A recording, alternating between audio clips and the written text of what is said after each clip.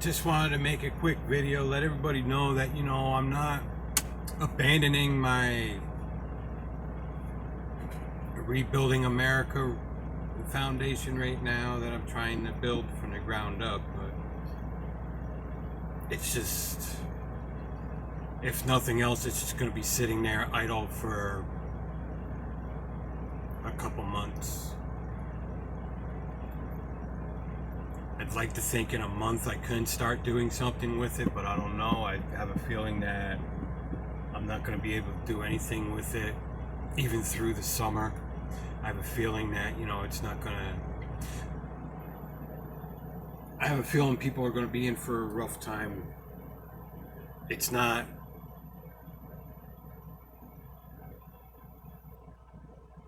It's not going to be a year of... It's not going to be a year of complete downfall, but I have a feeling we're going for a year. I have a feeling for most of this year we're going to be struggling. The virus hit at a really bad time. There's a lot of things that this is impacting that people aren't really thinking about right now. So come the fall, there's going to be issues. On top of the fact that this thing could come back if it's not completely eliminated by then. Then we have other issues around the world because it looks like China made this thing and all the science is pointing that way. On my Facebook earlier, I posted a video, but all the stuff that's in that documentary by Crossroads, I think they're part of the Epoch Times. But all the stuff that's in that documentary, this is all stuff I've been watching this. What happened was I was watching the news from around the world, just looking to see what the world was thinking about what was going on in the Democratic primary race. I really like Andrew Yang. I think he should come back the next cycle. I think he'll have a chance. This cycle wasn't meant for him. I'm kind of glad he didn't make it through all the way this time, though, because I don't think he would have beat Trump anyway. But the next cycle, it might be his real opportunity. I like him because he's not a socialist communist progressive. He's more of a liberal like myself, libertarian liberal. Most of them that we're running are illiberals, complete opposite of a liberal. Most progressives are illiberal. There's a lot of liberals they identify as progressive because they just don't know political definitions. But that's a whole nother video. It's not meant for this. But there's just a lot going on in the world right now, and there's going to be a lot going on with China, and I have a feeling that, it's going to cause a lot of issues with me trying to get any kind of funding together for this. So I'm going to keep trying once everything settles down and we get the economy rolling again. I'm definitely going to start putting footwork back into this, but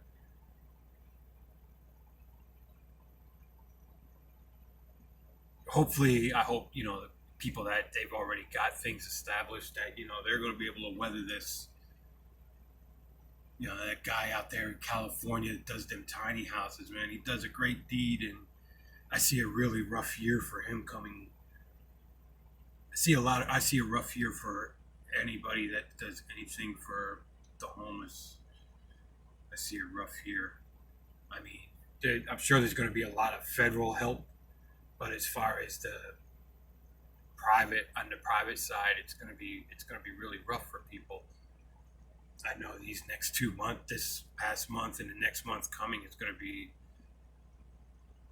really going to be the next 2 months that are they're really going to feel this from the private side.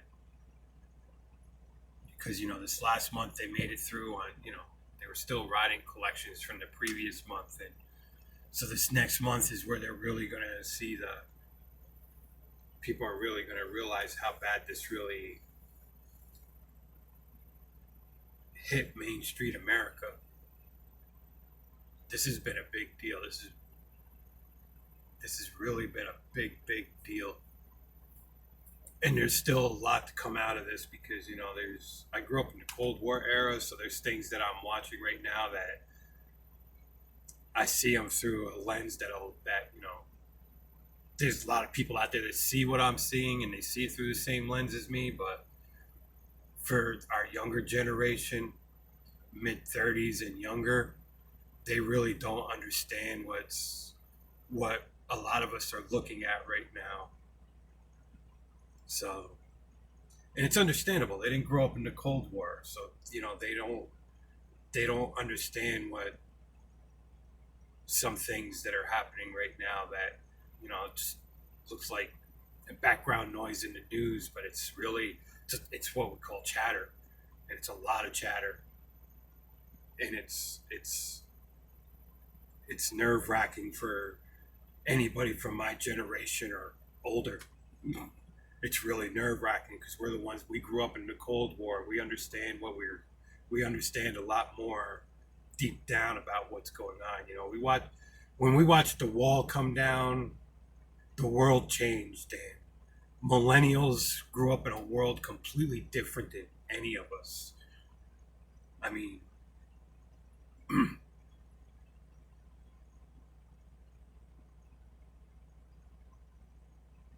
they really did. They grew up in a world completely different than any of us. I mean, they grew up in a world closer to that of my great grandparents, but even those worlds are completely different. But they're still, those two worlds are closer to the millennials, and my great grandparents are closer together with the way the world was than, my grandparents, my parents, and my generation.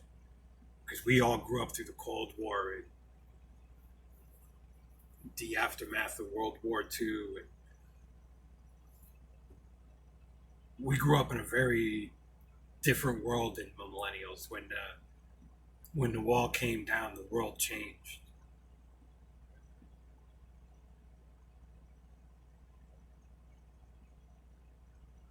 So there's just a lot going on right now, and it's really I just can't concentrate at all on trying to get this thing started. I mean, I wish I could, but I really can't. I'm really nerve wracked by what I see going on. Like I said, I watch news from all over the world because I was watching for the what was going on in politics, and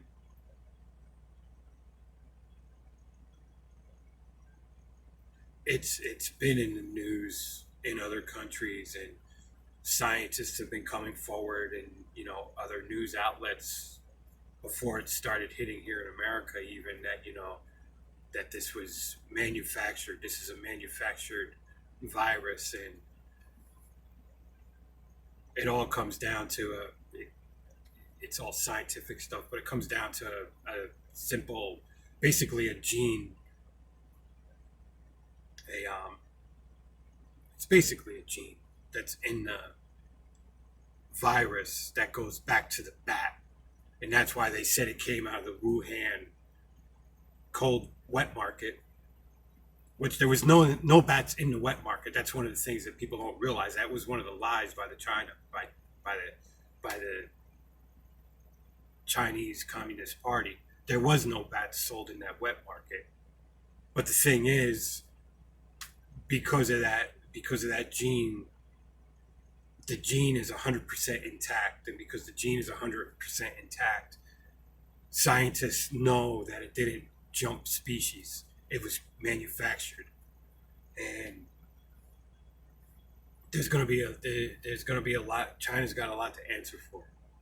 I don't think they did this on purpose. I do think China is the one that manufactured it because all the evidence goes back to that. It goes all back to a Chinese scientist, and there's even possibility that patient zero, which the timeline all makes sense when she disappeared,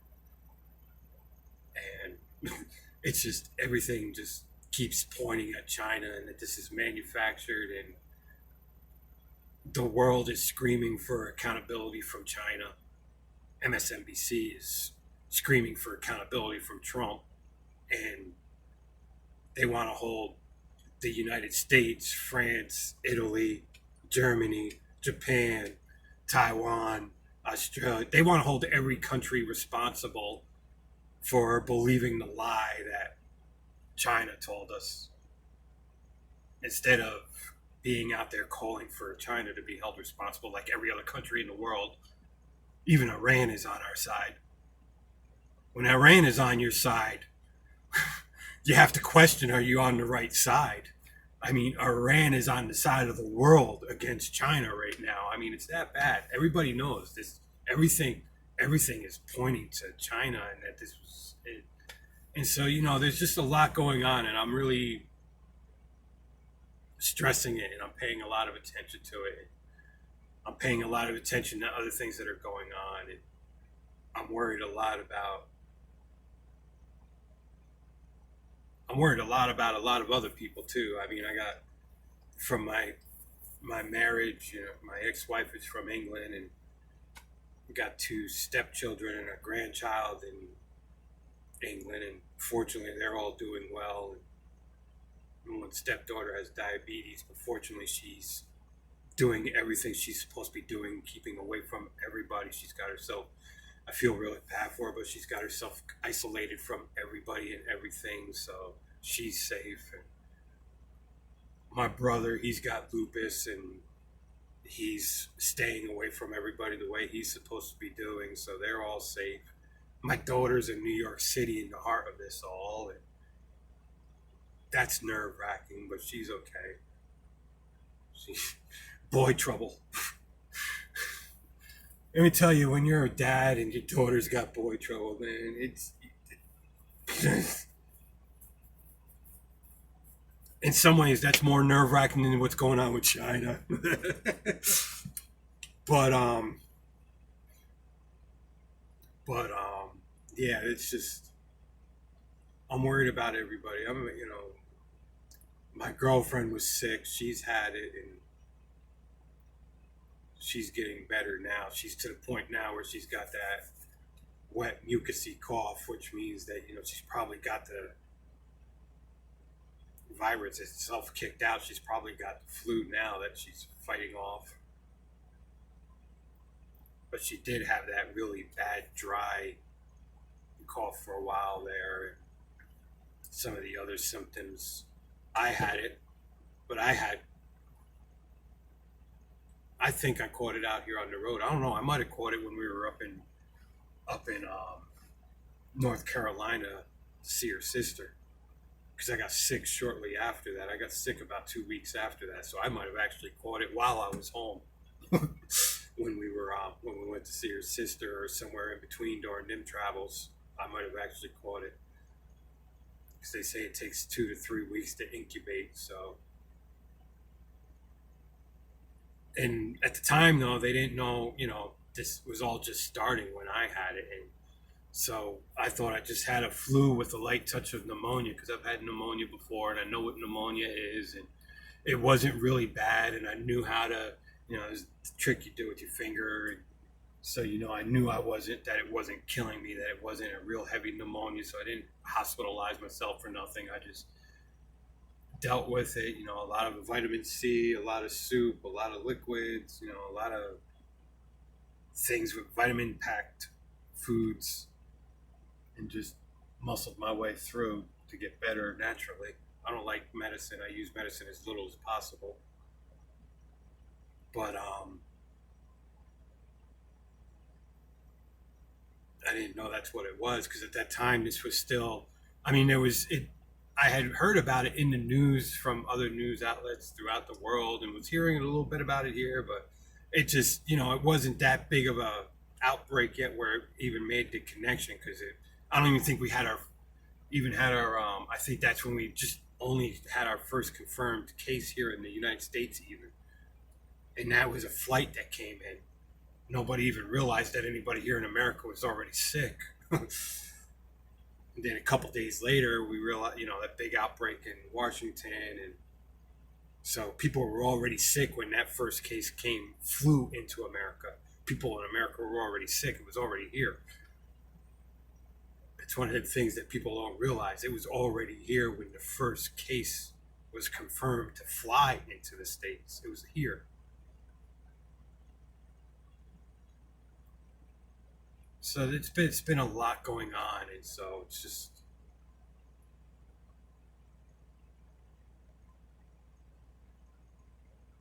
and people are hurting right now, and it's hard for anybody to make donations and contribute. So it'd be really hard to build a. I mean, if I hit the lottery, I mean, if I hit the lottery, I would, man. I definitely get this thing up and off the ground, and I would do it all with my own money. I'd be more than happy to do it with my own money. You know, I would start it right there in Florida, and I'd help everybody that I know, even my ex-wife. I'd make sure that she has a house and it's all paid for, and she wouldn't have to worry about it. She could live her life out. I mean, if I hit the lottery tomorrow, I would. I mean, that's, it's just the person I am, and just even as negative as a color she tries to paint me in, I would still do that for her. But people are really hurting right now, so there's no way for me to launch this off of a donation platform right now. It's just not going to happen. I really hope that, Elvis Summers. I haven't even watched anything on YouTube from him lately. Let's see if he's got anything new on YouTube or anything on Facebook. Matter of fact, I actually, just before I started this, it's why I did this video, because I got a thing, to like for his tiny house project, and so I liked it. I was like, let me just do a quick update video for rebuilding America. But I'm just not going to be doing anything with it for. I don't see anything in the future for it for at least another month, and it might not even be till the fall. I really don't know. It just depends on what happens in the world right now. There's a lot of things going on that people my age, they understand it better, but it's a lot of scary things going on in the world right now. Where, for those of us that grew up in the Cold War era, this is real familiar. That's the problem with it. It's just the familiarity is really scary, because you recognize it, and you recognize it for what it is, and you understand what's going on with China on a level that millennials just can't. I mean, those of us that watched the wall come down, this is a real scary point in time for us. And hopefully that's all it will be, is just scary. I have a feeling there's going to be some economical pain coming in the fall. There might be some economical pain coming for the next, if this fallout with China winds up being nothing more than economical, there's going to be a lot of pain coming for the next 2, maybe 3 years, while we bring all the manufacturing back to America, especially essential manufacturing. I think we've learned our lesson here, and I have a feeling a lot of essential manufacturing will come back to America. Some of it will be real manufacturing jobs, though I think most of it's going to be robotic. I mean, gotta be honest about that. Most of it will be robotic, but at the same time, it's still going to create a lot of jobs on the warehouse sector side of it all, and on the storage side of it all. So it's still going to create a lot of jobs, but in the beginning, though, I have a feeling we're going to be in for a lot of. It's not going to be crushing. It might not even feel that bad, because we're going to be coming out of this recession that we got forced to put ourselves into. So we might not even feel it because as everything's rebuilding, the recession is going to be healing. And so we might not even realize it's as bad as what it is. I don't know. It's going to be, it's a really weird thing. It's the way everything's going to line up. It's going to be really weird. But unfortunately, I have a feeling that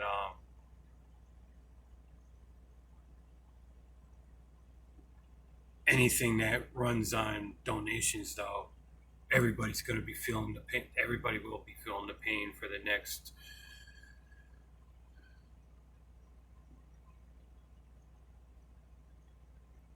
2 months for sure. But it could be, I hate to say it, but it could be, a year or two more that they're going to be really feeling the pain. I hope it's not going to be that way, but it really could be depending on how this goes with China. Because China's not going to be happy about losing all this manufacturing that we're going to be. I'm pretty sure we're going to be bringing the essential manufacturing back to America. It makes sense. And a lot of other countries are doing the same thing. They're already talking about that too, that they're bringing their essential manufacturing back to their countries too. And it's really going to upset China. The good thing is, every nation in the world is probably going to be suing China.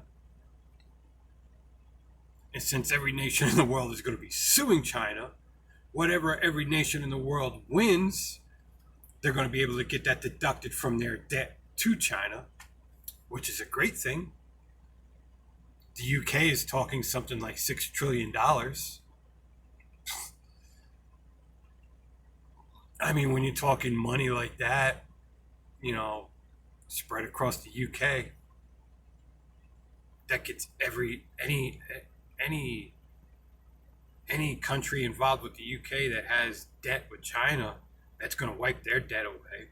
And when you talk numbers like that for any country, I mean, every country, that's pretty much what they're going to be able to do. They're just going to sue for their debt, just sue for the clean debt. They might not even sue for money back. They just want to sue to clean up their debt. That might be what every country might wind up doing. So that'll be the good news out of it all. And that would be really good for every country. America, Australia, Germany, Iran. That's not exactly good for the rest of us, but that's good for Iran. There's worries about that, but that's a whole nother political argument.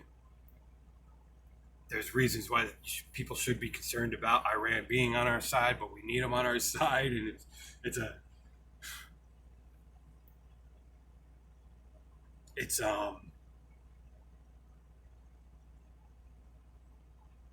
scenario where you have to dance with the devil. No choice. It's a really bad scenario, but it could be worse. What comes out of it, we'll have to wait to see to know whether or not it was worse. But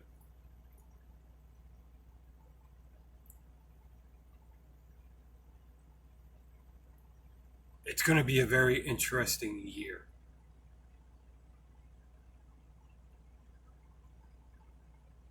And for people my age, it's going to be a very gut-wrenching year. My age, my parents, my grandparents, people, about 10 years younger than me, all of us, it's going to be really gut-wrenching for us this next year. On a level, not just the financial, it's going to be the geopolitical. It's going to be really gut-wrenching for us because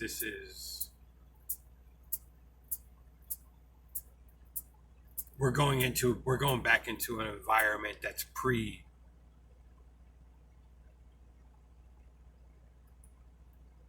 War, post-Cold War. When the wall came down, that's post-Cold War. We're going back into an era that was before the wall came down. So for us, this is a really gut-wrenching time in history.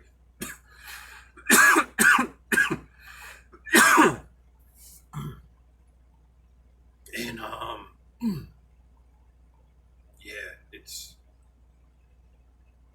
It's scary.